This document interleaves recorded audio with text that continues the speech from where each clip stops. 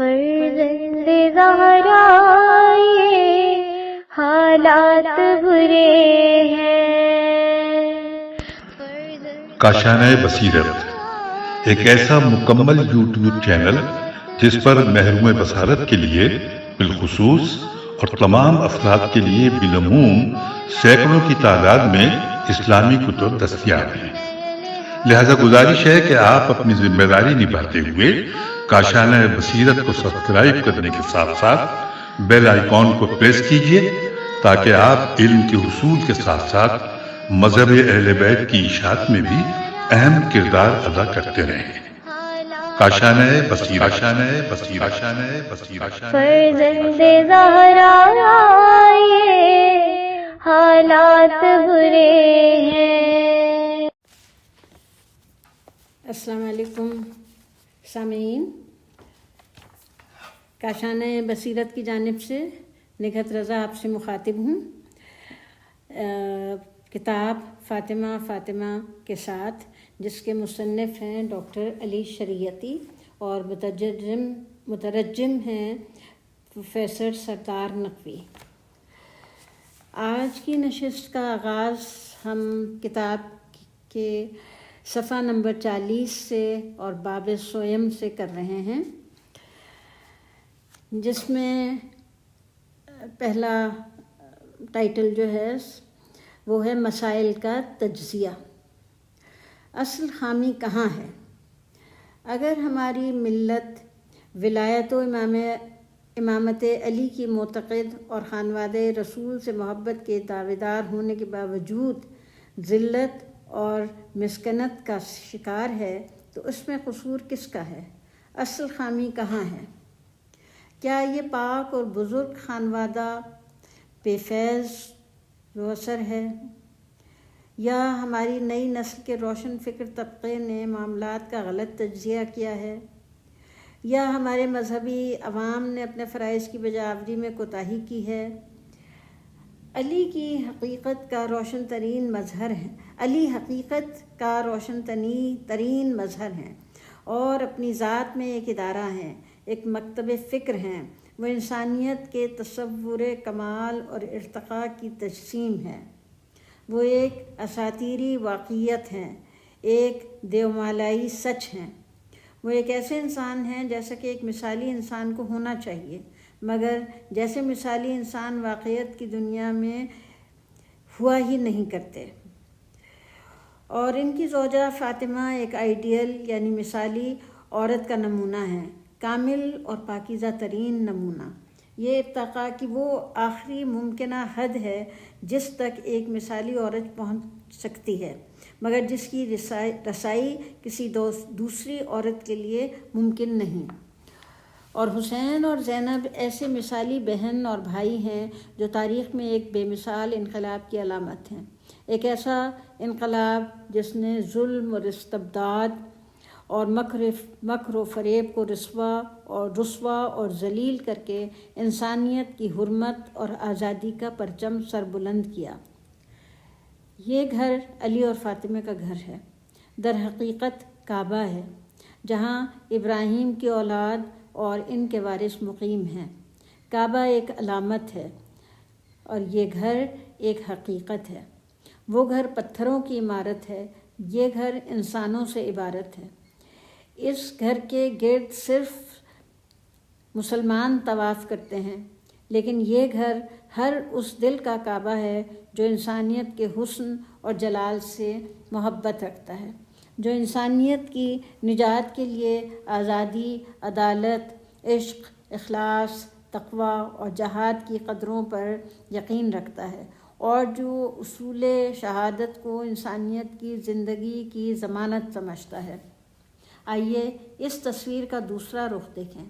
تاریخ کے اس تمام طویل عرصے میں، وقت کی اس دشوار اور آشفتہ مسافت میں، جب تاریخ شہنشاہوں کا دم بھرتی نظر آتی ہے، جب تمدن اور ثقافت، ادب و ہنر، علم و دانش، مذہب و سیاست بادشاہوں اور ان کے محلات کے گرد چکر لگاتے ہیں، یا ہمارے شعور وفادار اور فضیلت شناس عوام ہمیشہ اس گھر کی حرمت اور عظمت کے معترف نظر آ رہے ہیں، اور وہ اس خانوادے سے جسے محروم و مظلوم بنا دیا گیا ہے اور جو مکر و فریب کا شکار رہا ہے، ایک ایسی وابستگی اور عقیدت کا اظہار کرتے رہے ہیں جو ناقابل شکست ہے اور دائمی اور ابدی عہد وفا ہے۔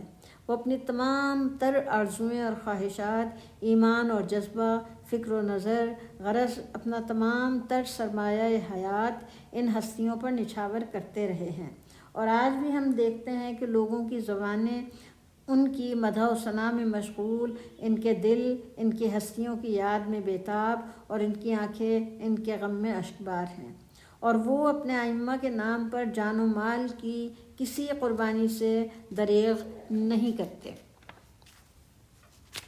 ذرا دیکھیے تو صحیح کہ یہ بھوکے اور غریب عوام اپنے محبوب خانوادے کے ایک ایک فرد سے عقیدت اور محبت کے اظہار کی نشانی کے طور پر کیا کچھ نہیں کرتے اور کیا کچھ کرنے پر آمادہ نہیں ہیں۔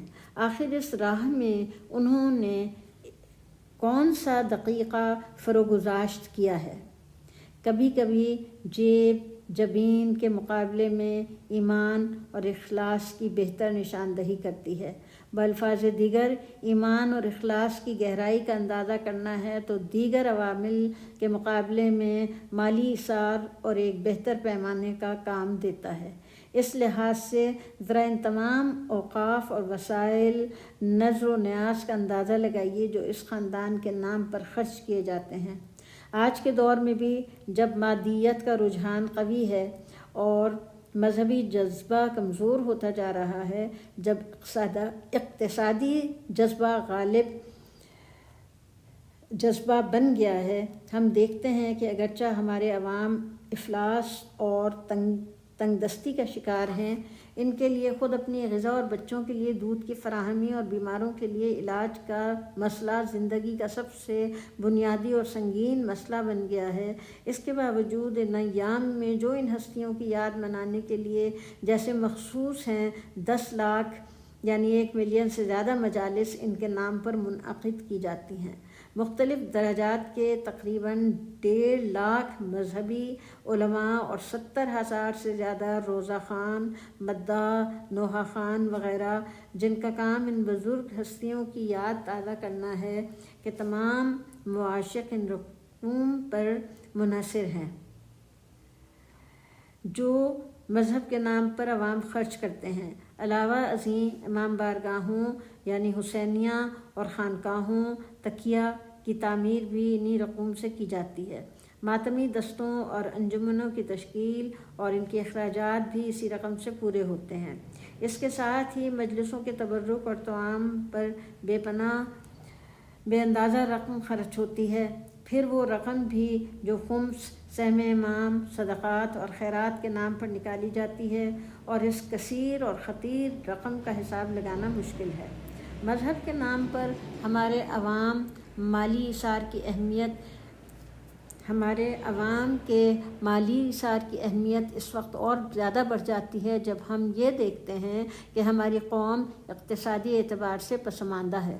ہم نہایت غریب لوگ ہیں۔ ہماری فی کس آمدنی دنیا کے بیشتر ممالک کے مقابلے میں بہت کم ہے۔ اس کے ساتھ ہی ہمیں یہ بھی یاد رکھنا چاہیے کہ ہماری قوم معاشی اعتبار سے زبردست طبقاتی تضاد کا شکار ہے۔ ہمارے قومی سرمایے کے نصف پر تقریباً چند ہزار افراد قابض ہیں۔ ہماری کل آمدنی کا 2/3 حصہ ہماری مجموعی آبادی کے اہم حصے کے تصرف میں ہے۔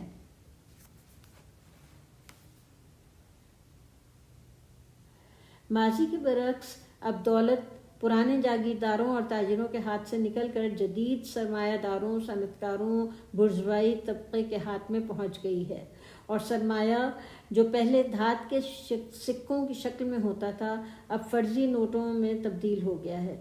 پہلے اس سرمایہ کی جگہ دکاندار، بازار، دستکار، صراف، اہل حرفت اور اہل محنت کے ٹھکانے تھے۔ اب اس جگہ پر بینک، اسٹاک ایکسچینج، بیرونی کمپنیاں، تجارتی اور صنعتی ادارے اور شراکتیں اور کارخانے ہو گئے ہیں۔ یہ نو دولتی طبقہ مغرب زدگی کا شکار اور مذہب سے بیزار ہے، اور اگر اس طبقے کے کچھ افراد مذہبی جذبات اور میلانات رکھتے بھی ہیں تو پھر صورت یہ ہے کہ انہوں نے اپنے مذہب کو مغربی رنگ میں رنگ لیا ہے۔ ان کے تمام آداب و رسوم، طور طریقے، مذہبی شعائر اور معمولات مغرب کے سانچے میں ڈھل گئے ہیں۔ ان کا اسلام بقول سید قطب امریکی اسلام ہے، ایک ایسا مذہب جو انسان کو ہر قسم کی ذمہ داری، ایثار اور عمل کی زحمت سے بے نیاز کر دیتا ہے۔ یہ بے مسئولیت، بے رحمت اور بے خرچ اسلام ہے۔ اس امریکی اسلام کے پیروکار مذہب پر بیشتر نکتہ چینی کرتے ہیں، نظریاتی بحثیں کرتے ہیں، اور ان میں سے اکثر بزوم بے خود دانشوری فرماتے ہیں، روشن فکر ہونے کا دعویٰ کرتے ہیں۔ ان کی نئی نسل نوجوان لڑکے اور لڑکیاں سوئٹزرلینڈ، پیرس، انگلستان، امریکہ اور آسٹریا جیسے مقامات پر نائٹ کلبوں، رقص گاہوں اور عشرت کدوں میں بے تحاشا روپیہ خرچ کر کے داد عیش دیتے ہیں۔ یہ مغرب زدہ حضرات اپنی بیگمات کے ہمراہ سال میں 1-2 بار مغربی ملکوں کا چکر لگاتے ہیں۔ یہ اپنے ساتھ بے اندازہ دولت لے جاتے ہیں جو بازاروں اور تفریح گاہوں میں پانی کی طرح بہائی جاتی ہے۔ اس طرح یہ دولت بڑی آسانی سے مغربی سرمایہ کی جیبوں میں منتقل ہو جاتی ہے۔ یورپ کے عیار تاجر اور عیاشی کے اڈوں کے نگران انہیں دودھ دینے والی گائے سمجھتے ہیں۔ انہیں پسماندہ ملکوں سے آئے ہوئے ایسے گدھے تصور کرتے ہیں جن کی جیبیں دولت سے پر ہیں، اور جو اس دولت کو یورپی رقاصاؤں کے عشبۂ داد پر نچھاور کرتے وقت یہ بھول جاتے ہیں کہ ان کا تعلق ایک ایسے ملک سے ہے جو پسماندہ اور غریب اور افلاس زدہ ہے۔ جب ان کی جیبیں خالی ہو جاتی ہیں تو پھر وہ اپنے وطن لوٹ آتے ہیں کہ تاکہ وطن عزیز میں ایک بار پھر استحصال، مکر اور ریاکاری کے ذریعے اپنی دولت اکٹھی کریں اور پھر اس دولت کو جا کر مغربی سرمایہ کاروں کے حوالے کر دیں۔ ایسے لوگ اپنی زندگی ایسی روش پر ڈھال لیتے ہیں کہ اس سے ترقی، تہذیب، شائستگی کا نام دے کر خود کو بڑا مہذب اور کلچرڈ سمجھتے ہیں۔ دوسری طرف ایک ایسا شخص جو کسان، دستکار یا متوسط درجے کا تاجر ہے، اپنی پوری زندگی میں صرف ایک بار حج یا زیارت کربلا معلیٰ کی نیت کر سکتا ہے۔ وہ تمام زندگی کی محنت اور کوشش کے نتیجے میں صرف ایک بار سفر کرنے کی ہمت کر سکتا ہے۔ اس کے ذریعے حج یا زیارات کے لیے سفر کرنا اس کی پوری زندگی کا حاصل ہے۔ یہی سفر اس کے لیے تفریح بھی ہے، سیاحت بھی ہے، فریضہ بھی ہے، ادائیگی فریضہ بھی ہے۔ یہی وہ واحد رابطہ ہے جو اس کے اور بیرونی دنیا کے درمیان ممکن ہو سکتا ہے۔ اس کے ایمان اور عقیدے کی تجدید اور جلا، اپنی تاریخ اور ثقافت سے وابستگی کا ذریعہ، یہی وہ سفر ہے جس کے ذریعے وہ اپنی محبوب شخصیتوں کے مزارات کی زیارت کر کے اپنے عشق و ایمان کی تجدید کر سکتا ہے، اپنی روح اور قلب کو تازگی اور سکون بخشتا ہے، اور اسی سفر کے ذریعے وہ اپنے تمدنی اور فنی آثار کا مشاہدہ اور مطالعہ کر سکتا ہے۔ غرض یہ سفر اس کے لیے مذہبی، فکری، ثقافتی، تاریخی اور سماجی ہر لحاظ سے گوناگون فوائد کا حامل ہے، لیکن وہ اس سفر کے لیے تمام عمر میں صرف ایک مرتبہ قصد کر سکتا ہے، اس لیے کہ اس کی جیب میں اس سفر کا بار برداشت کرنے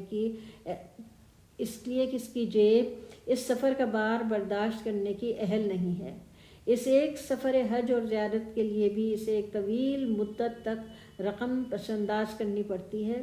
کسی نہ کسی طرح وہ 5000 تومان پس انداز کرتا ہے۔ اس میں سے 3000 تومان تو آمد و رفت کے کرائے میں خرچ ہو جاتے ہیں۔ 1000 تومان سے وہ مختلف تبرکات و تحائف خرید کے اہل وطن کے لیے ہمراہ لے آتا ہے، اور 1000 تومان زاد راہ کے طور پر استعمال کرتا ہے۔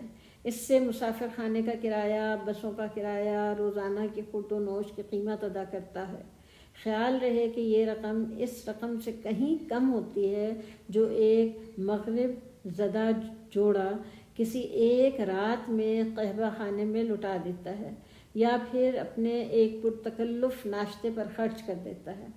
اس طرح تو اس نو دولتیے طبقے کے افراد مغرب زدہ جدیدیت اور ترقی یافتگی کے نام پر ملکی سرمایہ کو اپنی عیاشی پر خرچ کرتے ہیں، اور دوسری طرف نام نہاد دانشوری اور روشن فکری کے نام پر جب وہ غریب عوام کے مسائل پر اظہار خیال فرماتے ہیں تو پھر انسانی اقدار، اقتصادی اور طبقاتی مسائل، اجتماعی ہمدردی اور ملکی ترقی کے موضوعات پر ایسی ترقی پسند خیالات و افکار کا اظہار فرماتے ہیں جنہیں سن کر تو چی گوارا جیسا انقلابی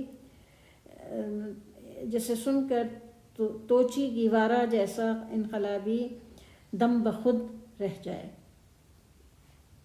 اس وقت ہماری عام اقتصادی حالت بد سے بدتر ہوتی جا رہی ہے۔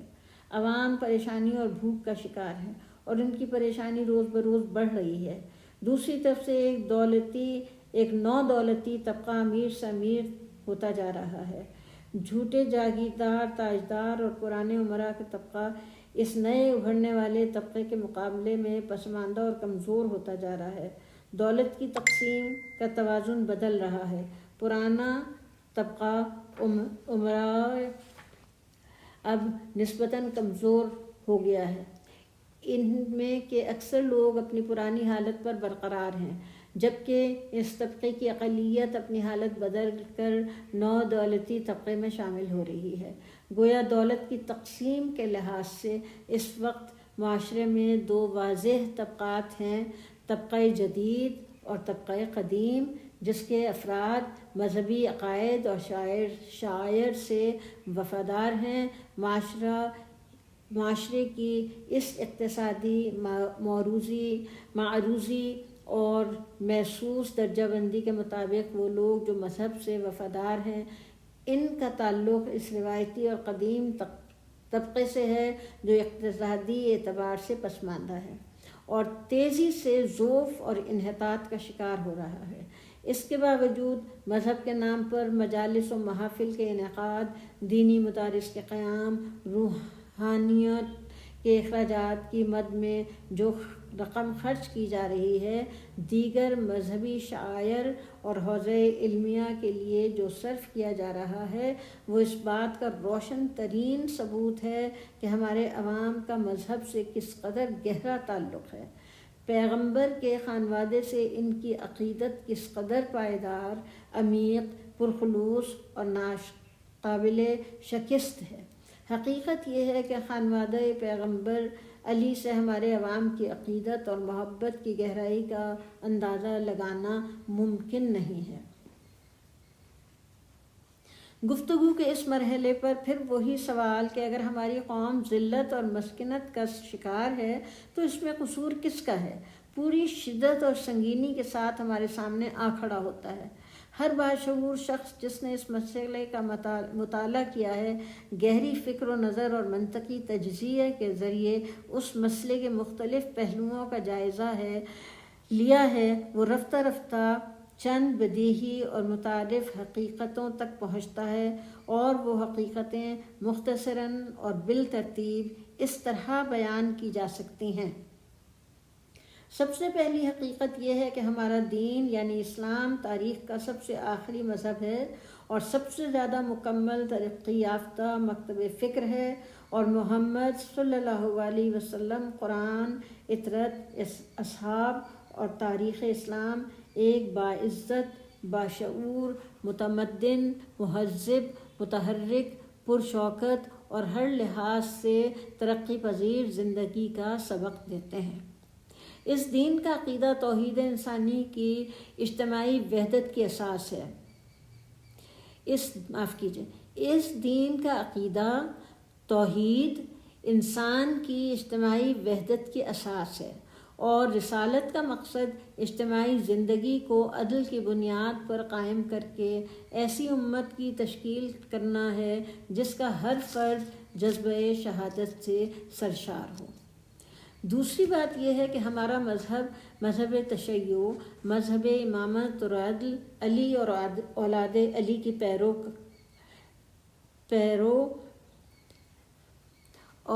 علی اور اولاد علی کی پیروی کا مذہب ہے۔ اس مذہب کی تاریخ جہاد مسلسل کی تاریخ ہے، ایک ایسی تاریخ جو ایثار و قربانی کے جذبے سے سرشار، یہ آزادی کے لیے جنگ کرنے اور آزادی اور انصاف کی دشمن قوتوں سے مفاہمت نہ کرنے کی تاریخ ہے۔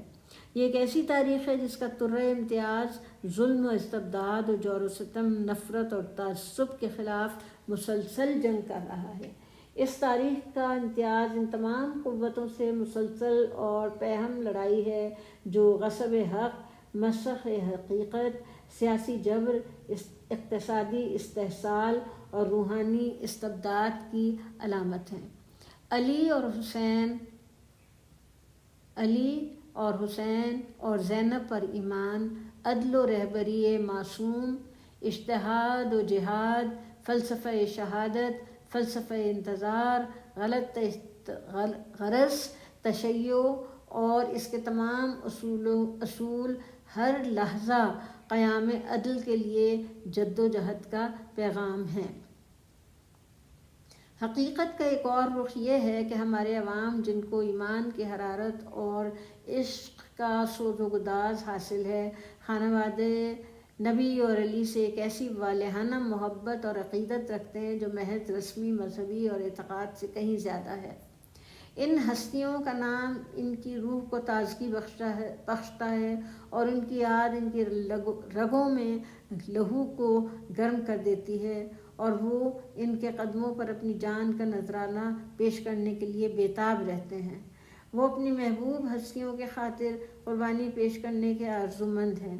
وہ اس غم میں کہ وہ عاشور کے خونی دن کیوں موجود نہ تھے نالہ و فریاد کرتے ہیں، خون کے آنسو بہاتے ہیں اور غم سے بے حال ہو کر دیوانہ وار اپنے سر اور چہرے کو تیغ و خنجر سے زخمی کر لیتے ہیں، اور تمام سال ان کے غم میں غمگین، ان کی یاد میں سوگوار رہتے ہیں۔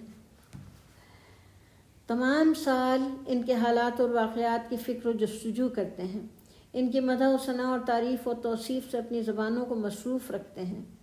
ہم ایک ایسی قوم ہیں جو عشق کے جذبوں سے سرشار، سراپا سیاہ پوش، سراسر اشک و درد میں غرق اور اپنی روح کی تمام توانائیوں کے ساتھ جانبازی اور قربانی کے لیے آمادہ اور شدت عشق سے بے حال، بےتاب اور آشفتہ ہیں۔ اس ضمن میں ایک اور واضح حقیقت یہ ہے کہ ہمارا موجودہ دانشور طبقہ روشن فکر نسل، حساس اور بیدار ہے۔ وہ تاریخ عالم تقدیر جہاں اور اپنی ملت کی حالت سے بہت بخوبی آگاہ ہے، وہ زمانے کی رفتار سے آشنا اور اس کے تقاضوں سے باخبر ہے اور ایک مثبت اور فعال سوچ رکھتی ہے۔ اس کی فکر انقلابی اور اس کا ایمان پرجوش اور متحرک ہے۔ یہ دانشور اپنے عوام کی بیداری کے نقیب ہیں، لوگوں کو آزادی اور عمل کا پیغام دیتے ہیں، ان میں ذمہ داری اور مسئولیت کے شعور کو بیدار کرتے ہیں اور ان ذمہ داریوں سے اچھی طرح باخبر ہیں جو کسی معاشرے میں دانشور طبقے پر عائد ہوتی ہیں، اور نہ صرف یہ کہ اپنی ذمہ داریوں کا گہرا شعور رکھتے ہیں بلکہ عملاً ان ذمہ داریوں کو بطریق احسن پورا کر رہے ہیں۔ سوال یہ ہے کہ پھر ہماری ملت کی حالت اس قدر افسوسناک کیوں ہے؟ وہ تمام عناصر جو ملت کے لیے زندگی، بیداری اور قوت و تعمیر و ترقی بخش سکتے ہیں، آخر بے اثر کیوں ہے؟ ان کا ہماری زندگی اور حالات پر کوئی اثر کیوں مرتب نہیں ہوتا؟ دین، مذہب، طبقہ دانشوروں اور روشن فکر اور عوام، کہیں کوئی کمی یا خرابی نہیں ہے، پھر ملی صورتحال اس قدر خراب کیوں ہے؟ آخر ایسا کیوں ہے کہ ہماری آنکھوں سے بہتے ہوئے آنسو جو ہمارے ایمان، اخلاص اور وفاداری کی امانت ہیں، علامت ہیں، اور ہمارا ایمان جو ان مفاہیم سے متعلق ہے جو زندگی اور آزادی سے لبریز ہیں، اور ہمارا عشق جو ان ہستیوں سے ہے جو انسان کی عظمت و جلالت کا شاہکار ہیں، ہمارے لیے بے ثمر اور بے نتیجہ ہیں۔ ہم مومن اور عاشق ہیں، لیکن کیا ہمارا ایمان اور ہمارا عشق ہمارے مسائل کو حل کرنے میں کوئی مدد نہیں کرتا؟ مگر کیوں؟ ہمارا دین دین نجات ہے، ہمارا مذہب مذہب عدالت ہے، ہمارا طبقہ دانشوروں یعنی روشن فکر، بیدار اور ذمہ داری کے احساس سے سرشار ہے۔ ہمارے عوام مومن ہیں، سچے اور پرخلوص مومن اور عاشقان صادق۔ اس کے باوجود ہم درماندہ، مفلس، غریب اور جہالت کا شکار اور ترقی کی دوڑ میں بہت سی قوموں سے پیچھے ہیں۔ ایسا کیوں ہے؟ قصور کس کا ہے؟ ایک لفظ میں اس سوال کا جواب یہ ہے کہ قصوروار عالم ہے۔ لیکن کیسے؟ اس لیے کہ اسلام محمد و راہ علی و کار حسین پر ہمارے ایمان کے لیے بے ثمر اور بے نتیجہ ہونے کا واحد سبب یہ ہے کہ ہم دراصل ان عظیم ہستیوں کو پہچاننے سے معذور اور محروم ہیں۔ ہمیں ان سے عشق ہے لیکن ہم ان کا شعور نہیں رکھتے۔ ہم ان سے محبت کرتے ہیں لیکن ہمیں ان کی معرفت حاصل نہیں ہے۔ ہمارا دین جو حقیقتاً تازہ بخشنے والا دین ہے، اگر ہمیں زندگی نہیں بخشتا تو اس کا سبب یہ ہے کہ ہمیں اس دین پر رسمی ایمان رکھتے ہیں مگر اس دین کی حقیقت سے واقف نہیں ہیں، اور دین کی حقیقت سے آگاہی عطا کرنے کی ذمہ داری کس پر جاتی ہے؟ دینی شعور کی تربیت کا ذمہ دار کون ہے؟ عالم۔ اس عالم کا فرض تھا کہ وہ لوگوں کو علی اور ان کے پیغام فکر سے آگاہ کرتا۔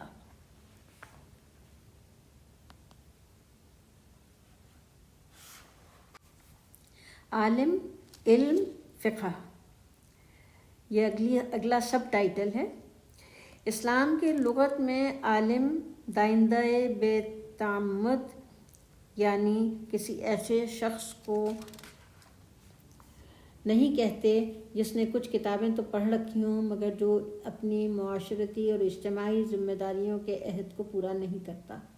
اسلام کسی ایسے شخص کو عالم تسلیم نہیں کرتا جو محض صاحب معلومات ہو، جس کے ذہن میں معلومات اور اطلاعات کا ڈھیر تو جمع ہو مگر جس کا دل بے نور ہو۔ دراصل علم ایک نور ہے، نور خداداد، اور عالم کا دل اس نور کے پرتو سے منور ہوتا ہے۔ پیغمبر اسلام صلی اللہ علیہ وسلم نے فرمایا، علم ایک نور ہے جسے اللہ جس قالب میں چاہتا ہے روشن کرتا ہے۔ حضور کا یہ ارشاد پر اسرار اور مبہم نہیں ہے۔ یہاں علم سے مراد محض علم لدنی، علم اشراقی یا عرفانی نہیں ہے۔ اس طرح یہاں علم سے مراد طبیعیات، کیمیا، تاریخ، جغرافیہ، فقہ، اصول، فلسفہ اور منطق بھی نہیں ہے، اس لیے کہ سب علوم محض معلومات کا مجموعہ ہیں، یہ نور نہیں ہے۔ وہ علم جو نور ہے، علم مسئول ہے، علم ہدایت ہے، علم عقیدہ ہے، جسے قرآن کی اصطلاح میں فقہ کہتے ہیں۔ یہ بات اور ہے کہ ہم نے آج کل فقہ کے معنی بہت محدود کر دیے ہیں اور ہم محض فروعی اور شرعی احکام کے علم کو فقہ سے تعبیر کرتے ہیں، لیکن اصطلاح قرآن میں فقہ ایک بلیغ اور جامع علم ہے۔ فقہ کا علم رکھنے والا عالم تاریکی سے کوئی سروکار نہیں رکھتا، وہ اپنے علم کے نور سے فضا کو روشن کرتا ہے اور رات کی تاریکی کا پردہ چاک کرتا ہے، راہ ہدایت و عمل کی نشاندہی کرتا ہے۔ اس کا دائرہ عمل کسی خاص طبقے تک محدود نہیں ہے، وہ محض چند طالب علموں کو ہی درس نہیں دیتا بلکہ وہ عوام کی شعوری تربیت کا فریضہ ادا کرتا ہے۔ اس کا علم افلاطونی اکیڈمی کا علم نہیں ہے جو محض نظریہ ہے، عملی نہیں ہے، بلکہ اس کا علم علم رسالت کا پرتو تو ہے۔ حضور نے فرمایا علماء انبیاء کے وارث ہیں، اور یہ ریفرنس آ رہا ہے العلم نور یکسفا واللہ فی قلب من یشاء، جو کہ ارشاد پیغمبر ہے۔ وہ علم جو محض معلومات کا انبار ہے، ایک طرح کی قدرت اور طاقت ہے۔ وہ علم جو نور ہے وہ ہدایت ہے۔ وہ ایسا علم ہے جس کے لیے اس کا علم نور بن گیا ہے۔ وہ ایک صاحب بصیرت دانشور ہے۔ وہ ایک روشن فکر ہے جو معتمد ہے، یعنی کمیٹڈ ہے، اپنے مکتب فکر کی ذمہ داریوں سے آگاہ ہے اور ان کو پورا کرتا ہے، اور جو اپنی ان ذمہ داریوں کا شعور رکھتا ہے اور ان ذمہ داریوں کو پوری طرح نبھاتا ہے۔ شیعہ عالم کی مسئولیت، اس کی ذمہ داریاں اہم تر اور واضح تر ہیں۔ وہ نائب امام ہے، اپنی علم کی بدولت و امامت کی ذمہ داری کو بار عظیم اپنے کاندھوں پر اٹھائے ہوئے ہے، اور امامت کی ذمہ داری اور مسئولیت نبوت کی ذمہ داری کا تسلسل ہے۔ عالم تشیع نائب امام ہے۔ وہ امام کے نام پر لوگوں سے رقم وصول کرتا ہے، سہم امام کو اپنے تصرف میں لاتا ہے۔ وہ لوگوں کو پیغمبر کی رسالت اور علی کی امامت کی معنویت اور پیغام سے متعارف کرانے کا ذمہ دار ہے۔ لیکن ہم دیکھتے ہیں کہ اس باب میں علماء نے مکمل سکوت اختیار کر رکھا ہے۔ اگر لوگ یہ نہیں جانتے کہ امام کسے کہتے ہیں، آخر ائمہ کی سیرت اور ان کی فکر کیا تھی، انہوں نے کیا کہا، کیا عمل کیا، کس طرح زندگی گزاری، تاریخ پر کیا اثرات مرتب کیے، ان کا مکتب فکر کیا ہے، انہوں نے کس نظام فکر و عمل کی حمایت اور کس کی مخالفت کی، مختصر یہ کہ اگر عوام اس بات سے بے خبر ہیں کہ ائمہ اپنے پیروں سے کس بات کی خواہش کرتے ہیں اور ہم ان کے راستے کو جاری رکھنے کے لیے کیا کر سکتے ہیں، تو یہ علماء کا قصور ہے۔ اور اگر ہم دیکھتے ہیں کہ فارسی زبان میں جب کسی یورپی فلم پر کتابیں جس قدر تعداد میں ملتی ہیں، اتنی تمام ائمہ شیعہ کے متعلق بھی دستیاب نہیں ہیں، تو قصور کس کا ہے؟